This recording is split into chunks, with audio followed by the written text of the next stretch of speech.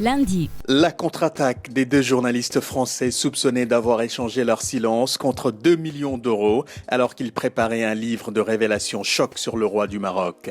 Un accord financier pour éviter l'apparition d'un livre, oui, mais qui en est à l'origine? C'est là que les versions divergent. Éric Laurent et Catherine Gracier soutiennent qu'il s'agit d'une transaction proposée par le Maroc. Ils ont contacté l'avocat de la monarchie marocaine pour vérifier leurs informations apparemment explosives et absolument pas pour soutirer de l'argent au roi. Faux, répond l'entourage de Mohamed VI, qui affirme que ce dernier est victime d'un chantage orchestré par les deux journalistes. La maison d'édition, elle, a annoncé qu'elle renonçait à publier le livre qui devait sortir début 2016. mardi, Le foot, avec ce transfert qui a fait beaucoup parler, 80 millions d'euros, c'est le montant que le club anglais Manchester United a payé à Monaco pour recruter le jeune Anthony Martial. À seulement 19 ans et une petite cinquantaine de matchs de championnat de France dans les jambes, le Martiniquais va ainsi devenir le joueur français le plus cher de l'histoire du football, plus cher que Zinedine Zidane en 2001, lorsque Zizou a été transféré de la Juventus au Real Madrid. Commentaire du jeune prodige: ma famille a eu peur vu le montant.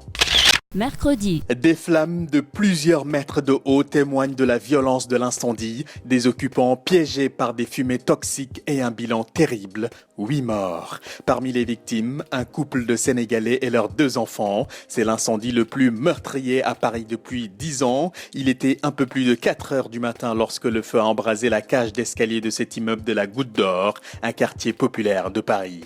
Désespérés, 2 des victimes ont sauté par les fenêtres pour tenter d'échapper aux flammes. Les autres ont péri intoxiqués dans leur sommeil. La piste criminelle est privilégiée. Un suspect a été interpellé et placé en garde à vue. jeudi, Cette image bouleversante qui a fait le tour du monde, face contre sable, le corps d'un enfant de 3 ans balayé par les vagues devant un policier impuissant, un enfant syrien mort noyé après un naufrage. La photo a été prise sur une plage turque. C'est là que s'est achevé tragiquement le périple de Aylan, c'était son nom. Avec son frère et ses parents, ils espéraient rejoindre le Canada. Le bateau a subitement chaviré. Je tenais la main de ma femme, mais mes enfants ont glissé de mes mains, raconte le père dont les 2 fils et l'épouse sont morts dans la traversée.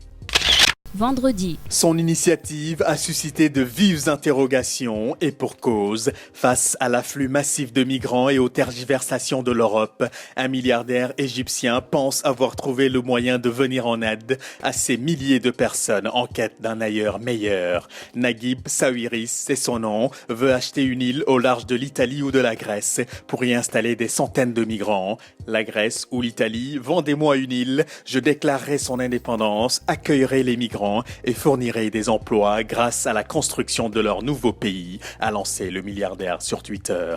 Coût de l'opération, 10 à 100 millions de dollars. Une initiative temporaire, le temps que les migrants puissent retourner chez eux, précise-t-il. L'info, l'hebdo, Adieu News. Bonne semaine.